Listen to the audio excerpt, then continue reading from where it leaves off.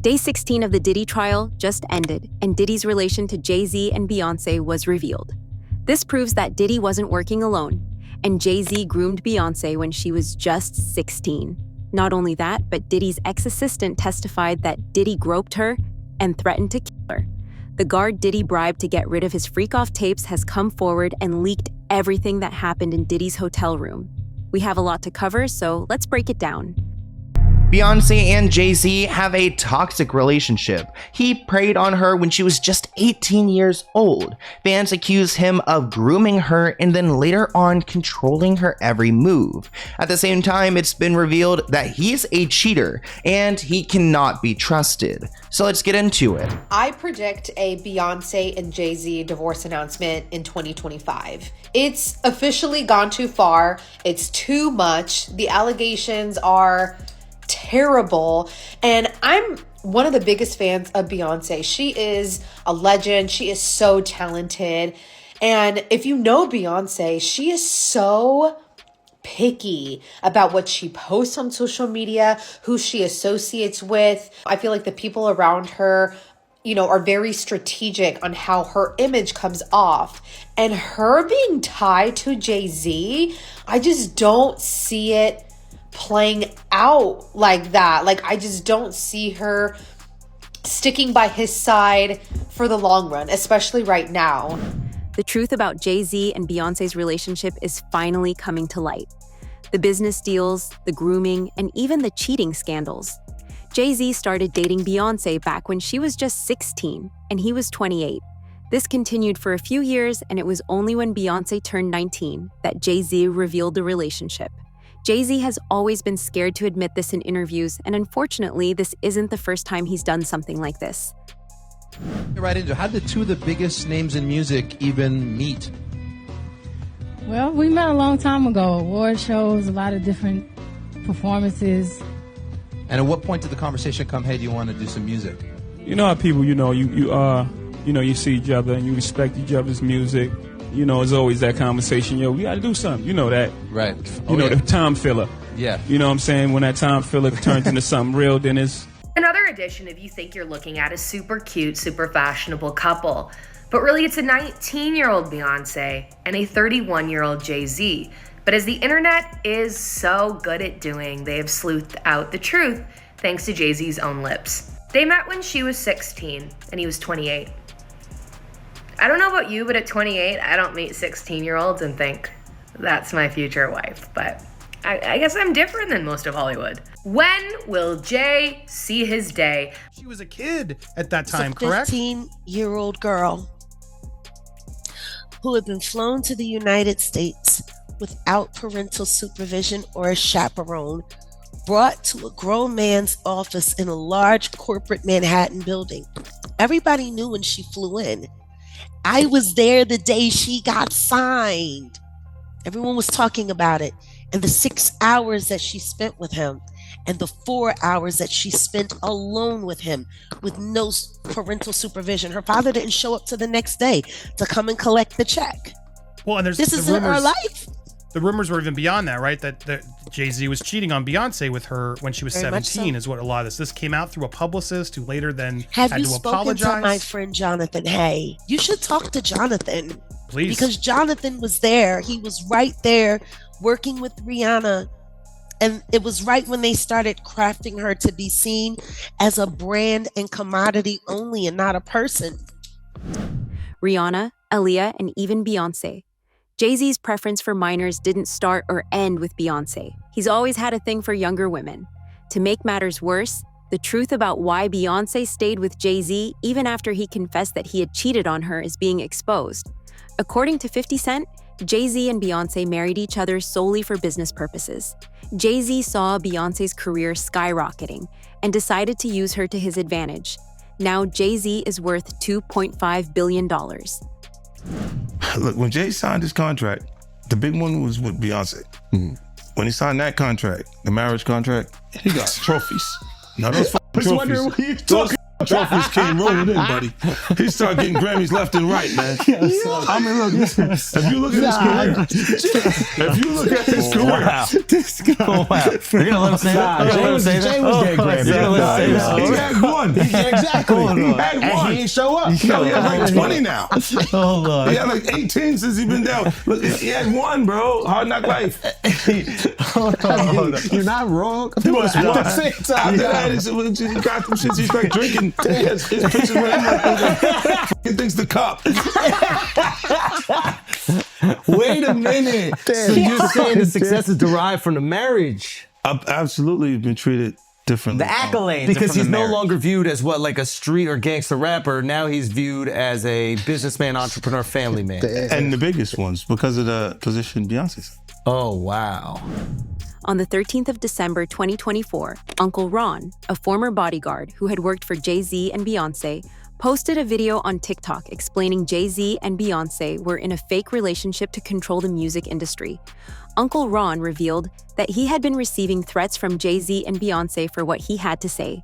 According to Uncle Ron, Beyonce and Jay-Z married each other as a business relationship so they could grow their influence. 24 hours after this video was posted, Uncle Ron died. I know so much on how you got where you are, how you stepped on many people.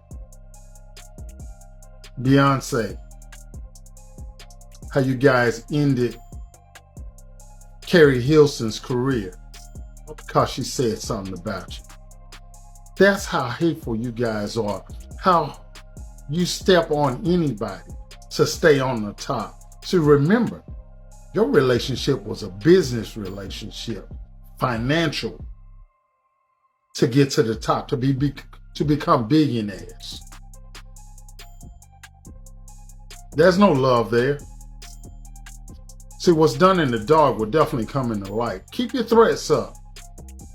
I'm here today, and what I got to say, I'm gonna say it. So don't make idle threats to me. Cause see, I ain't Biggie. Say I ain't Beanie Siegels. I ain't Freeway. How you wrote all them off the minute they did for you to get you to the top. All them writing for you, and then the minute you get a little taste of success, you wrote them off. You just totally said, I don't know him. Say you don't know me. I dare you. I dare you.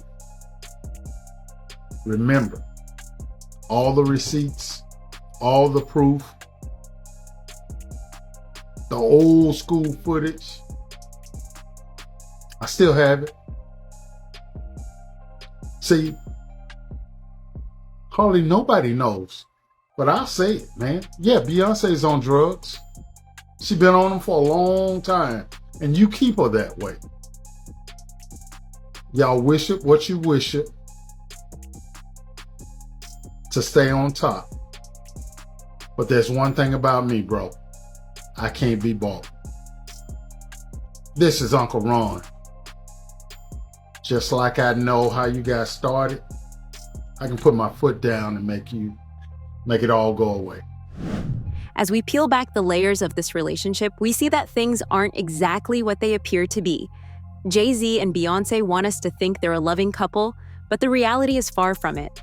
Jay-Z and Diddy are two sides of the same coin, and just like Diddy, Jay-Z is a violent man.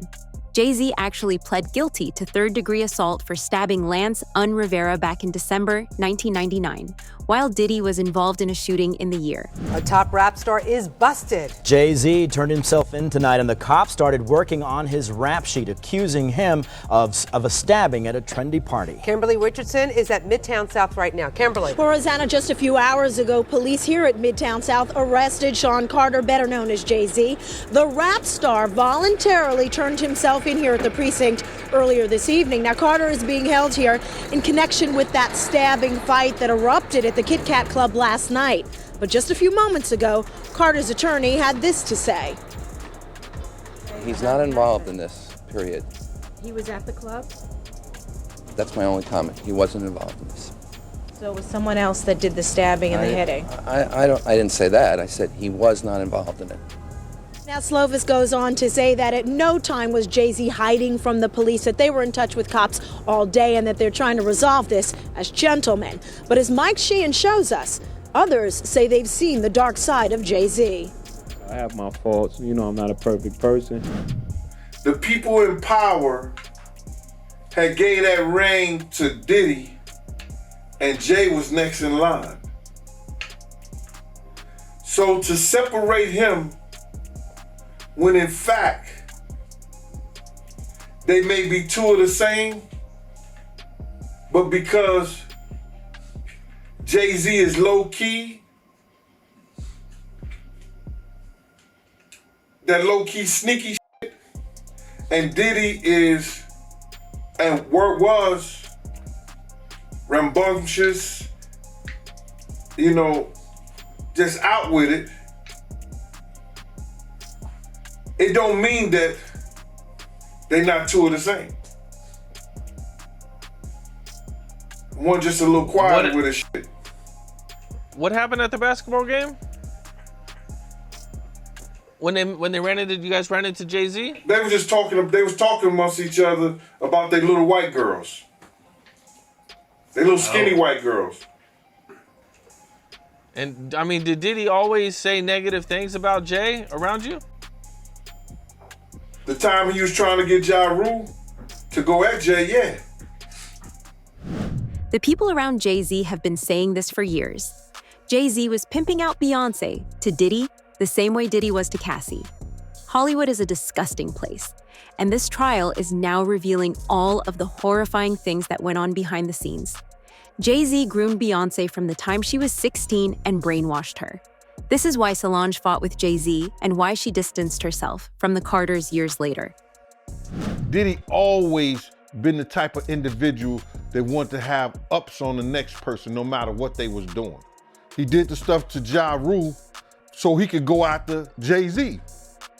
They not gonna come out and speak on nothing that has anything to do with them, and they praying that they not on the tape doing crazy stuff, being oiled up in the whole 9 yards. Until the feds say, hey, yo, listen here. Hey, buddy, we got you on this tape, and girl looked like she was pretty young. We're not gonna show it, but we need you to come and testify against Brother Love. That's when they're gonna start talking. And they're not gonna be talking in his favor. 250 cameras all over the house? Somebody got caught stealing a cookie out the cookie jar. When you that powerful, you didn't get that powerful without having 1 or 2 or maybe 3 ups on somebody. Jaguar Wright was Jay-Z's backup dancer, and she spent years telling everyone in the industry that Jay-Z was a monster. Beyonce knew everything that Jay-Z was doing, but she didn't do anything to stop him and instead covered up his crimes. Because for 4 years, I've been screaming, not just Diddy, but Diddy and Jay-Z are monsters. And the victim-making machine kept going on. Jay-Z has been notable by his silence since these charges were brought against Diddy. Why do you think that is? Because that's what he does. He starts little fires everywhere, forces everyone involved to go and carry water while he sneaks away without a response. That changes now, Sean. You must respond. You have no choice. Harvey Weinstein, Jeffrey Epstein, Robert Kelly, Sean Combs have one person in common, professionally and privately. Sean Carter. This has been a fist of tyranny that has been punching through our culture and our society for decades. It must stop. Beyonce is losing hundreds of thousands, millions of followers every day. And she still hasn't said anything, just pretending like life is great in Paris. Is it her place to say so? I mean, probably not, considering she's gonna be indicted for anything she would say. These are criminals. Diddy is a drug dealer, and so is Jay-Z. The proof is there. Diddy and Jay-Z weren't working alone, and everyone who helped them cover up their disgusting crimes is going down with them. Eddie Garcia, the hotel's security supervisor, testified in court about how Diddy pressured him into signing an NDA. Diddy and his team desperately wanted to erase the video of him beating Cassie. In exchange for $100,000 divided among members of the hotel's security team, Garcia said, he signed a non-disclosure agreement that called for his silence and the destruction of evidence. Today, the jurors in his trial heard from a former security supervisor at that hotel. His name is Eddie Garcia, and he testified that not long after the attack happened, Diddy's chief of staff, Christina Courtroom, called him to ask for the footage. He said that he told her no on the phone, and again when she showed up in the lobby, said he told her no again. But that night, Garcia testified, Christina Courtroom called him again, and this time she handed the phone to Diddy. Garcia told the jury in Combs' federal trial that Puff said if that video ever got out, it would ruin his career. He testified that Diddy promised to, quote, take care of him if he could only find a way to get that video. And so, Eddie Garcia, who was promised immunity to tell the truth in court, reached out to his boss, who agreed to sell the video for $50,000. And the following day, Garcia brought a USB drive with that video to a meeting he said included Diddy, that chief of staff, Christina Courtroom, and one of Diddy's bodyguards. But before handing over that little USB stick, Garcia said he told Diddy he was worried. He was concerned he might be implicated in a crime if Cassie Ventura ever called the police and complained. At which point, according to Garcia, Diddy had a plan. FaceTimed Cassie and ordered her to, quote, tell him you wanted this too, Cassie.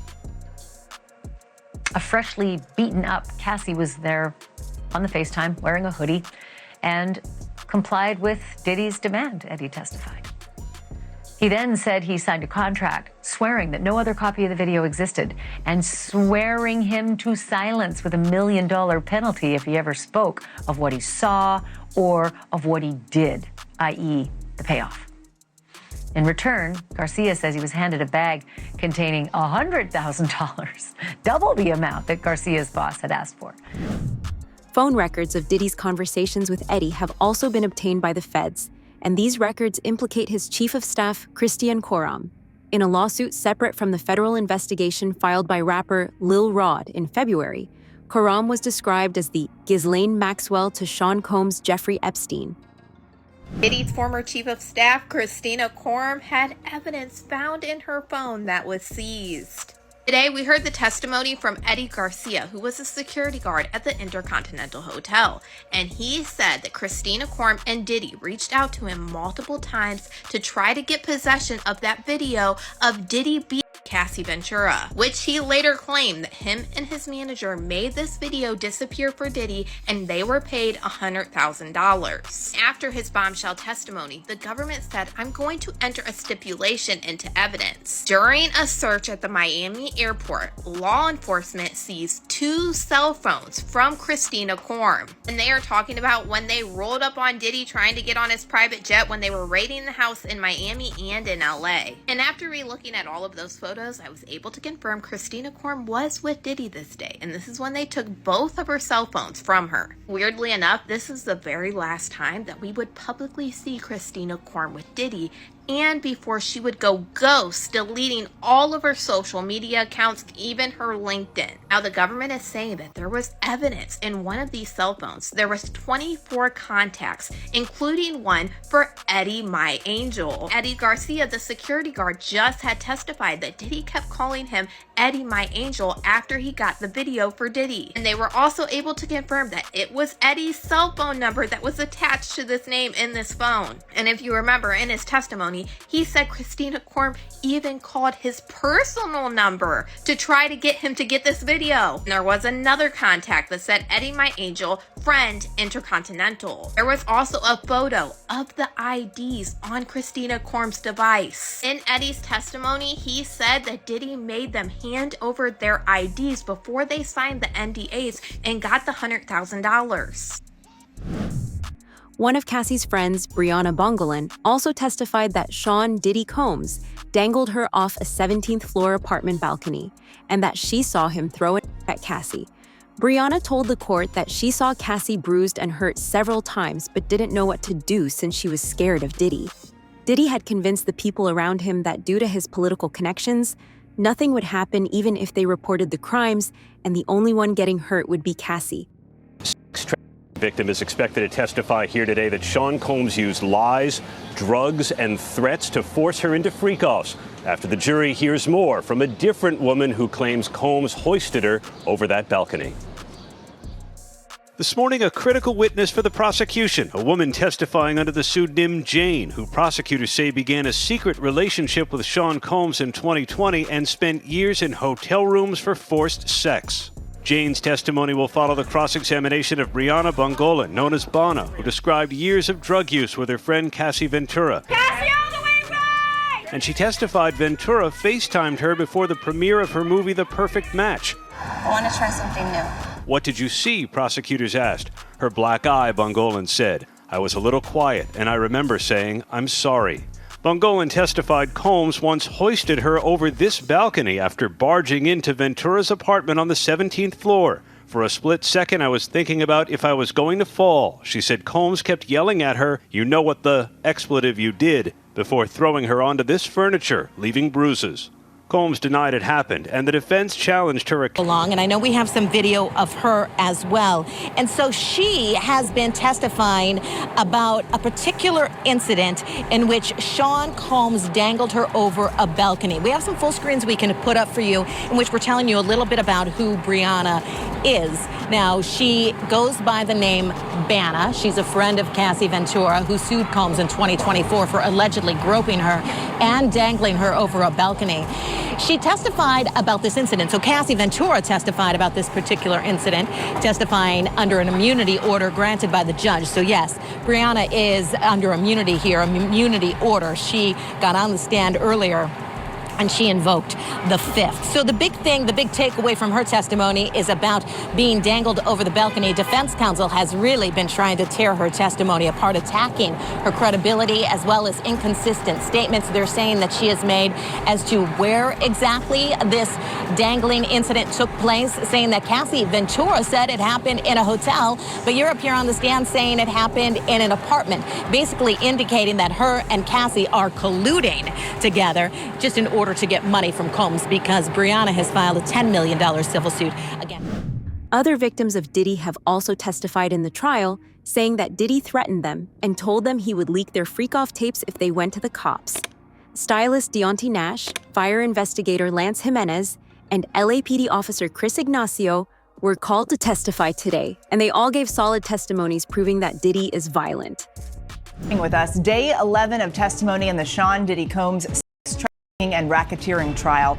A former stylist for Sean Diddy Combs taking the stand, testifying about the tumultuous relationship between Cassie Ventura and the music mogul, saying he heard Combs call Ventura insulting names and threatened to beat her. The stylist also testified he heard Combs tell Cassie that he wouldn't put her music out, that he would get her parents fired from their jobs, that he would put out sex tapes. Now, earlier today, the judge denying the defense's motion for a mistrial after a Los Angeles Fire Department arson investigator testified that fingerprint evidence from the suspected break-in of rapper Kid Cudi's house was destroyed. That investigator testified he did not order the prints destroyed. The fire department concluding that the 2012 fire set inside Kid Cudi's car was caused by a makeshift firebomb known as a Molotov cocktail. The investigator telling the jury, quote, "Somebody had lit it, cut the roof, and dropped it in the front seat. In my opinion, it was targeted." And weeks after testifying as the prosecution's star witness, we learned today that Cassie Ventura has given birth to her third child. Sean Combs has pleaded not guilty to all charges. His defense team says any sexual encounters were consensual. If convicted, Combs faces the possibility of life in prison. One of Diddy's personal assistants, testifying anonymously, has said that she was sexually abused by Diddy in 2009, when he forcibly kissed her and put his hand up her dress. She also described being raped months later at Diddy's LA mansion, recounting the experience as terrifying, confusing, and shameful. Here in New York, we are in week 4 of Sean Diddy Combs' criminal trial. The music mogul has pleaded not guilty to federal charges against him. Prosecutors continue to call witnesses who say they were victims of Combs' alleged abuse. Jerika Duncan has the latest, and we warned you that some of the details may be disturbing. A former personal assistant for Sean Diddy Combs returned to the stand Monday after accusing the rap mogul of physical abuse and sexual assault. Testifying under the pseudonym Mia to protect her privacy, she alleges that Combs groped and raped her. She told the jury she didn't speak up because she, quote, would have been silenced and would have lost everything. On cross-examination, defense attorney Brian Steele tried to undermine Mia's account, insinuating she lied about the abuse and was after Combs' money. This is the type of questioning you do in a he said, she said type of situation where there is no corroboration. This was the perfect opportunity for the defense to get aggressive, to point out those inconsistencies. Steele showed jurors dozens of examples of Mia sending friendly, supportive texts to Combs for years after her employment with him had ended. Steele also emphasized that before the trial, Mia didn't mention sexual assault allegations until after Cassie Ventora's lawsuit. On the stand, Mia told the jury, "I have never lied in this courtroom. Everything I've said is true." She testified that she didn't come forward sooner about alleged abuse because she was, quote, terrified and brainwashed after working for Combs. It only takes one juror to throw a wrench in the prosecution's plan and not get a conviction. If even one juror gets back there in that deliberation room and causes some reasonable doubt, that could be the defense's case. The worst part of the entire situation is that witnesses aren't being protected. The identity of Mia, the former personal assistant to Sean Diddy Combs, who testified under a pseudonym about alleged abuse, was leaked during the federal trial despite court orders to protect her anonymity. The allegations implicate dozens of unidentified witnesses and alleged co-conspirators around the world, and some of the key witnesses to the supposed incidents are dead. Basically meaning, how can we defend against it? The defense is not even permitted to share the identities of the individuals described in the disclosure letter with Mr. Combs until April 18th, further hampering defense counsel's ability to investigate. Collectively, these new allegations require many months, if not years, to investigate, and if admitted, would require a series of mini-trials certain to double the length of a trial the government originally said would last 3 weeks. So this is an explosive allegation that on its face, I don't know if I necessarily disagree with. If they are bringing in evidence of uncharged conduct, wouldn't the defense have an opportunity to investigate it and challenge it? It seems like they're making a point. So if this evidence is allowed in, there is a chance this could delay the trial significantly. We all know Combs wants to go to trial, but how can he properly defend himself against this in just a few weeks? Jay-Z, Beyonce, Diddy, these aren't just music moguls, they're the faces of an empire built on silence, fear, and manipulation. And now, it's all crashing down. We'll be following every update as the trial continues. So if you want to stay ahead of the truth, subscribe, turn on notifications, and drop your thoughts in the comments. Whose name do you think is coming up next?